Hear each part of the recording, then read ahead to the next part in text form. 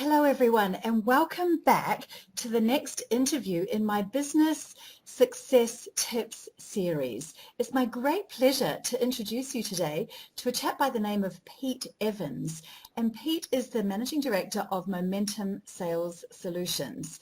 Now, Pete is also the Master UK licensee for something called GoGiver, and it was created by a chap in America called Bob Burg. And it's all about networking and how we do networking. And we all need to be doing networking these days in order to grow our businesses. So I thought it would be really interesting to hear Pete and through Pete, Bob's perspective on networking through this concept of being a go-giver. So hello, Pete, and welcome. Thank you for talking to me today. Good afternoon, Adèle, and welcome to everybody. So please tell my listeners, if you wouldn't mind, your own background and how you came to become the Master UK licensee for GoGiver. Certainly. Well, my sales career started over 20 years ago with a life and pensions investment company called Friends Provident, and that's where really I learnt my sales skills. I used to advise owner-managed businesses about pensions, investments, and making sure the business was protected in the event of death or disability of one or more of the directors. And in 1996, I moved from the Liverpool office of Friends Providence to the Leeds office, and that was really a catalyst because that was where, at a time when I read one of Bob's earlier books, Endless Referrals, and what I did was I followed all the rules within Endless Referrals to actually build up a word-of-mouth financial services business within the Yorkshire area. So my background is over 20 years sales experience, and after working with Friends Provident and then setting up my own financial services business, I decided over 10 years ago to set up my own sales training and sales consultancy business. And it was back in 2008 when I read the Go-Giver by Bob Burg and John David Mann, that I really thought that the 5 laws that are contained in the Go-Giver really embodied the way that I sort of developed my own practice as a business, the way that I networked, and also, more importantly, a way of sort of actually conducting yourself as an individual. And over 3 years ago, I decided to become a certified Go-Giver coach and speaker. And as a result of actually pushing the message out in the UK, our business had started to have discussions with Bob Burg and his business partner Kathy Tagnell about actually being able to extend the reach and actually being able to recruit our own certified Go-Giver coaches and speakers within the UK. So it was early this year that our business became the master licensee for the UK for the Go-Giver. Brilliant. So I'm expecting that many of my listeners have never heard of this idea of Go-Giver, or they probably haven't heard of Bob Burg and his books. So would you please tell us what are the principles of being a Go-Giver? Well, the first thing about being a Go-Giver, it's about constantly and consistently shifting your focus away from yourself, and if you're in business, from your own business onto the other person. And it's also a complete mindset shift. From the moment that you meet somebody, it's about constantly and consistently adding value to the relationship, which is something that people say they do, but that they don't do. So it's having in mind that the relationship is about the other person and it's not about you. And so it's interesting when you were talking about networking before, because I meet so many people at events and networking events where the first thing they do is to try and sell to you, and they forget about actually building the relationship and adding value. And doesn't it drive you crazy? It infuriates me because if I can share an example, I was at a dinner recently where there was an accountant sat next to me, and what he tried to do was actually criticise my current accountant. And I think that by adding value at the start of the relationship, there is enough business for everybody. And actually, you don't know when somebody's going to be useful to you, and particularly in the connected world we live in, you don't know who knows who. Correct. And so actually what I seek to do, and this is part of being a true Go-Giver, is to add value to somebody from the moment that you connect with them, and actually ask them the question, how can I actually add value to you or your business? Or ask them the question, what is an ideal referral for you. So actually what you're doing is you're putting the focus back onto the other person, and also by asking questions that show that you're truly interested in them as an individual. So people talk about adding value at the end of the relationship when they've made a sale. Personally, I believe it's about adding value from the moment you connect with somebody, whether you connect with them at a meeting or a networking event, or whether you connect with them online, like we've connected online through LinkedIn. And so that's where I think you demonstrate your true authenticity. So it's about, the first principle of being a go-giver is about shifting your focus onto the other person. And I think that's something people have to constantly work on and practice, because as individuals, we like talking about ourselves and we like talking about our businesses. Yes. But I think you get a lot different result when you ask the other person questions. So if that's the first principle, what other principles in being a go-giver are there? Well, within the GoGiver by Bob Burg and John David Mann, there are actually what are called 5 Laws of Stratospheric Success. And for your listeners, the GoGiver is actually a story, and the story is centered on a frustrated young man called Joe, who's what we call, he's a go-getter, so he's ambitious, but he's also a go-taker. So he's frustrated because he's not getting the success that he deserves. And in the context of the book, he's introduced to a mentor who's called Pindar, who's a successful business person. And over the course of 5 days, it's Pindar who introduces him to the 5 laws of stratospheric success. So the first law within the Go-Giver is the law of value. And the law of value actually states that your true worth is determined by how much more you give in value than you take in payments. Now, some people might say that's a recipe for commercial suicide. You know, how can you be successful by giving more in value than you take in payments? But again, it comes back to this focus onto the other person. Well, if you think about it, if you're giving more in value than you take in payments, then actually that's not a recipe for commercial disaster. It's actually a great way of building your business. Because if the perception, so if I sell you one of my products or services, and in your eyes, because value is in the eyes of the beholder or the buyer, so if you perceive that I've given you great value, but I've received, I've been rewarded financially for that, then it's more likely that you're going to recommend me to other people within your network. So providing value is really key to the relation. So can I share an example of the law of value with you? So say, for example, you have an accountant, and this is something that Bob Burg talks about, and you're running your own business, and your accountant, say, charges you £5,000 for preparing your year-end accounts, for liaising with HMRC, preparing your corporation tax returns and your personal income tax returns. So your accountant is being well rewarded financially for the services he's providing.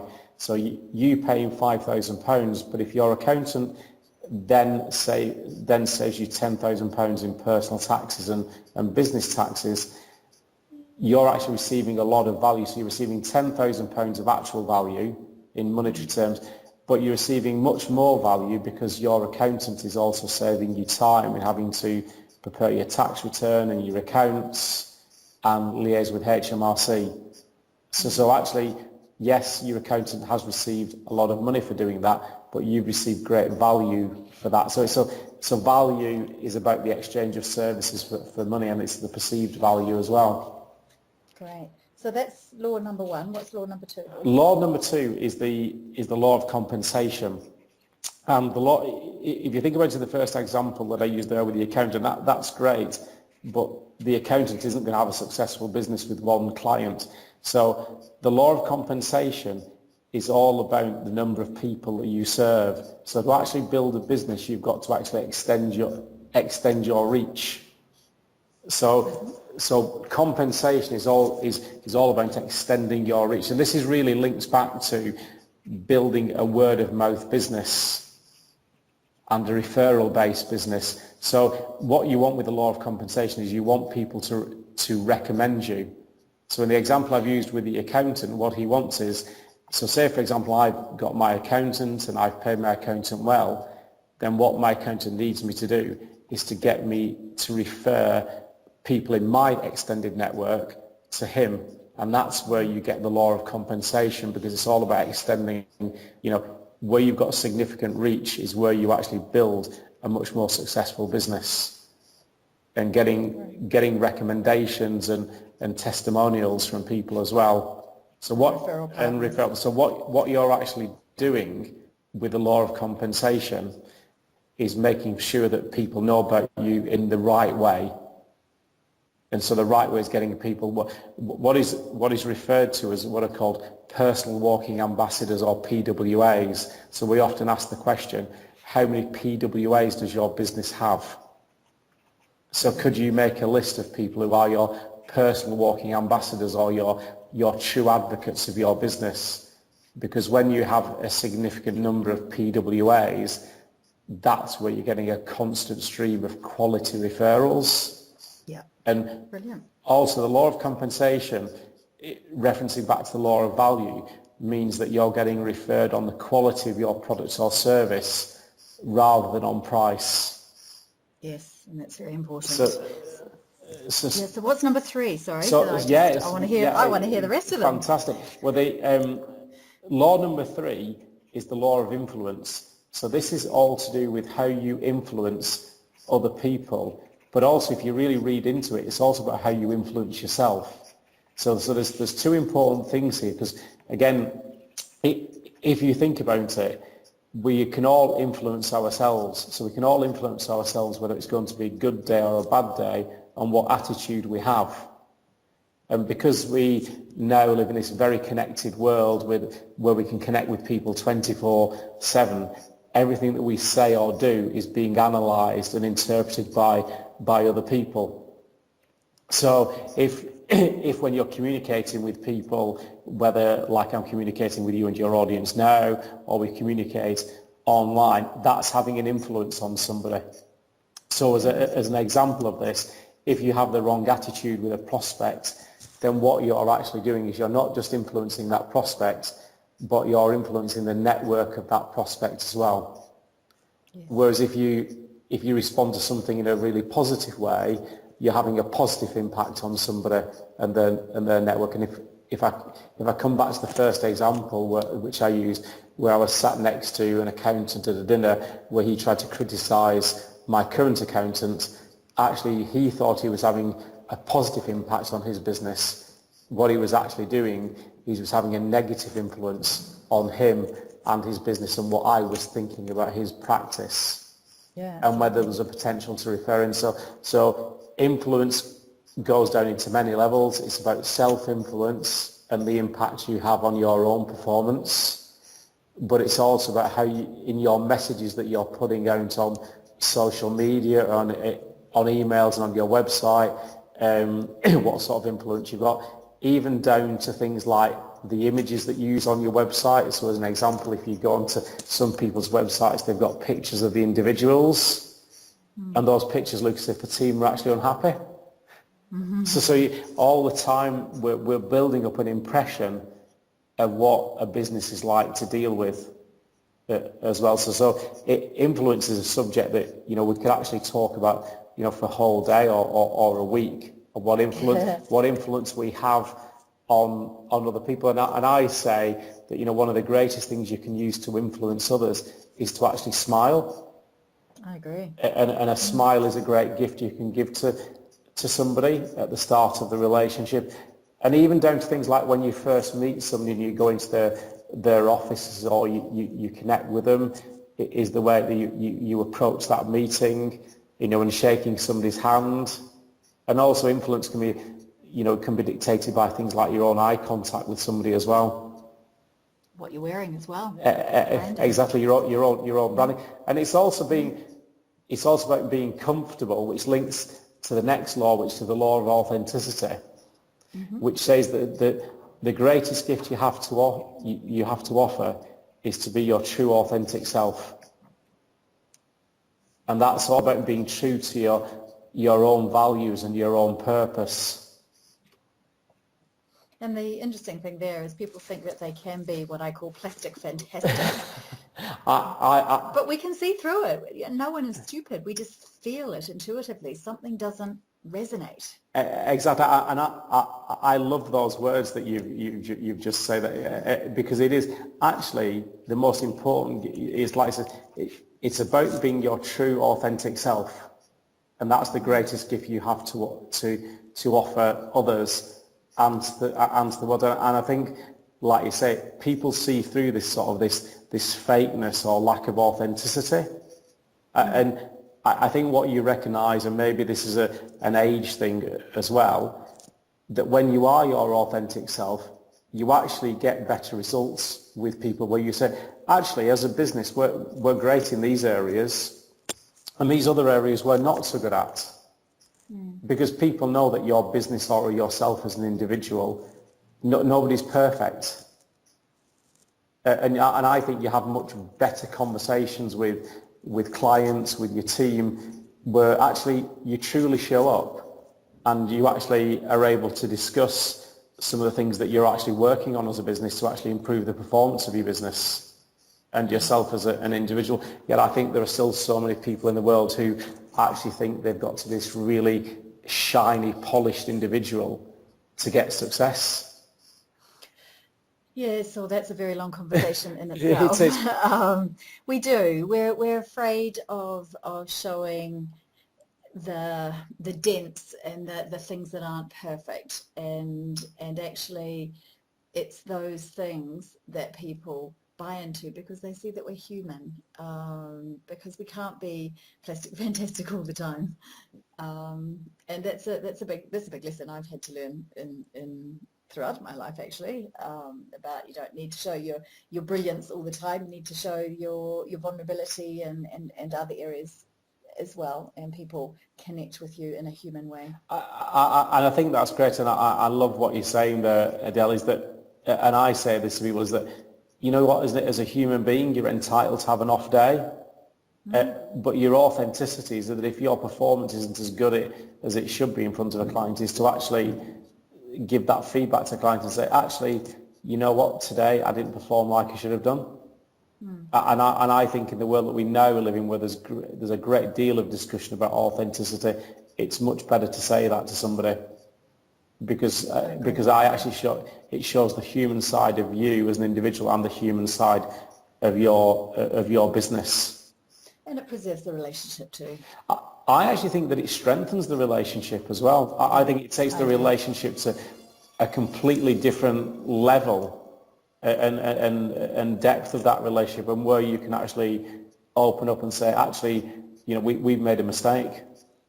Well, it builds trust. Exactly, and that's what authenticity is about. It's about building those levels of trust and communication with individuals as well. And so I know we sort of started a discussion about networking, and authenticity is so important in networking, but it's so important in building the culture within an organisation as well, and having those discussions and teamwork. And I think it's linked to the people who are truly authentic are the ones that are truly willing to share themselves and open up to the world. And again, you use the word resonance, which we use. I have an experience that says, you know, if the client isn't resonating with us, or the prospect, actually we don't want to deal with them, because there isn't that, we're not feeling that authenticity.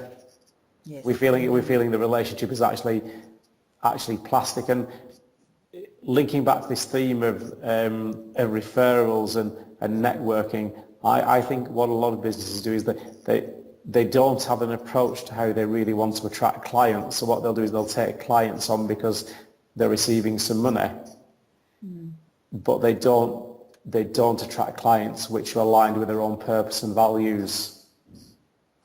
Well, a lot of businesses and business people don't actually know what their own purpose and values are. But therein lies another conversation that we're not going to have right now. Tell me the fifth law. Right. The fifth law is the law of receptivity. And what is it? It's the law of receptivity. And this is a great law. So let me explain this, is that if you think about breathing, in order to survive as a human being, we have to breathe in and we have to breathe out. So there's an opposite to everything that we do. And so what happens is a lot of people will say, you know, I really embody being a go-giver. Yeah, I'm constantly giving. But actually, they're not really a true go-giver because they're not receptive to receiving. So the law of receptivity is all about your ability not only to give, but it actually says that, you know, being a true go-giver is about your ability to receive gifts from others. And I'm going to get a bit deeper here with this, because it's not just about receiving gifts, but it's also about your ability to receive feedback from others. So particularly in the UK, I think that what we like to do is we like to criticize other people. Mm-hmm. But what we don't like is we don't like to receive feedback from others. So the law of receptivity, again, it's connected to the other four laws. But what it really does is it gets beneath the surface and says, you know, yeah, you know, as a business, we want to be able to give feedback to other people, but are we receptive to receiving feedback from others? And I truly believe that linking it to the law of authenticity, where you can open yourself up as a business to feedback from your clients, that's where you start to improve your performance. And you can actually enhance the service, the quality of the service and your proposition to other people as well. And what we've done as a business is obviously we use all these 5 laws in our business, but at the start of our process, when we engage with a client, we actually tell the clients that part of our philosophy is for the clients to be consistently giving us feedback. And if something doesn't work, we want to know about it straight away. And that creates a different relationship and dynamic with your clients and customers. Yeah, totally agree. So these are great concepts for business and business success, in my opinion. If my listeners said, right, I want to implement this into my business, into my way of being, how should they go about it? What would be the 3 best tips, if you like, that you had to give them to get started in this area? Great question. Well, I mean, obviously the first thing that I'd recommend to do is actually buy a copy of the GoGiver, which you can either download on your Kindle from Amazon, or you can buy the physical copy. But the great thing with the GoGiver, it's a story and it's relatively short. But I think the 3 key tips that I would give them is to actually think about, when they go to a meeting or they go to a networking event or they're connecting with somebody online, where their real focus is, and think about the questions that you can ask people to make people feel comfortable at the start of that relationship. So these are what Bob Burg would term feel-good questions. And if any of your listeners want, I can email a list of 10 feel-good questions through to you, which would sort of help in this situation. So an example of a feel-good question would be asking somebody, so, you know, what would a great referral be for you, or what type of companies are you looking to talk to? Because being a go-giver is also about helping people and adding value from the start of the relationship. The second thing that you can really do to embody the sort of the go-giver philosophy and the 5 laws is to actually write down, how much value do we really give our clients? So lots of people, as an example, we add value, and they'll have these words in their newsletter and on their website. But what I would do is actually write down, what value do we really give our clients? And even go as far as actually asking their clients what value they receive. Because it's about the perceived value. And the third thing that I would do is I would actually write down a list of what are our personal walking ambassadors. So who are the key people that are referring work to us, or who are the people that could be referring more work to us, and build some really trusted relationships with those individuals or organisations, and actually making sure that I'm adding value to those individuals so that they will refer more work to us. Those are the three key things that I would do. And in doing those three things and wanting to extend one's knowledge in this GoGiver area, is it intuitive, or is it something that needs to be trained? That's another that's another great question. I think some of the laws some people do intuitively, but to really embed them as an individual, I think this is something where people need training on. And if I use myself as an example, I've been a GoGiver coach and speaker for just over 3 years now, but every time I work with people on the GoGiver, or I listen to Bob and the other coaches speak, I learn something new about the laws that I didn't recognise. So I would say it's something that, you know, the more that you learn about it, the more that you want to know more about how you can actually implement it and actually adopt it into your culture and philosophy. Right. Okay, great. Thank you. So how big is this GoGiver concept or movement internationally? I mean, Bob's been around for a very long time, and I'm hoping to interview him for a book on profitable networking I'm doing later this year. But so tell me some more about the movement. Right. Well, the GoGiver was written in 2008, and there've been over 500,000 copies of the GoGiver sort of bought sort of globally. There are now over 45 certified GoGiver coaches and speakers globally. We've now got 3, including myself, in the UK. There's one in Australia. Quite a lot of them are obviously in North America, and in the UK. Within the next 2 or 3 months, we will have another 3 certified GoGiver speakers and coaches. So the movement is getting bigger as the expansion of the coaching team gets bigger as well. And if I could share with you, Adèle, later this year we're going to have a GoGiver Sales Academy, which will be a combination of webinar-based and online training.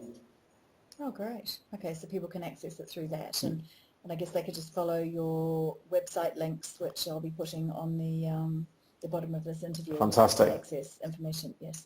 So I have one final question. What's the greatest benefit that one can expect to get from embracing and implementing the principles of the GoGiver into their business and their lives? I think the greatest benefit that somebody can get is that it's just a great way to live your life and to do business, and it's actually a fun way to do business as well. And I actually think that shifting your focus gets you much greater results. In business and life? In business and life, yes. We embody these principles in life as well, so it transfers from what you do in business to your personal life, because it's a philosophy. And have you got a lovely example to finish on where someone has fully embraced this concept in life aside from business? Well, I've got a coaching session with a client this afternoon, and the business owner, Carmel, there's 2 things that have happened. The performance of her business has been transformed within the last 12 months, where she's seen significant increase in her turnover, the number of new clients, and more importantly, the profit of her business. But what she's done is she's also embodied the laws and the things that she does outside of work with her family and also in the community.